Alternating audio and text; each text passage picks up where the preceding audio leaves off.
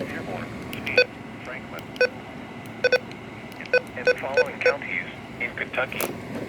Boone, Campbell, and Kenton, and the following counties in Ohio.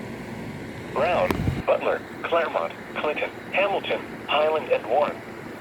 Flash flood watch remains in effect from this evening through Saturday morning. Showers and thunderstorms are expected to develop late this afternoon and continue into the overnight hours. The rain will be heavy at times with rainfall rates of 1 to 2 inches an hour possible in some of the storms. In areas of repeated storms, rainfall amounts of 2 to 4 inches will be possible.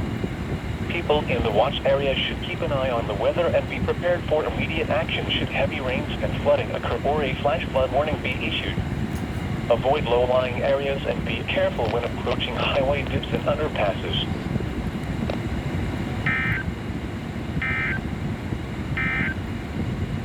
The climate summary for Cincinnati on Thursday, June 17th. The high temperature was 84 at 6:09 p.m. The low temperature was 60 at 6:37 a.m. The mean temperature was 72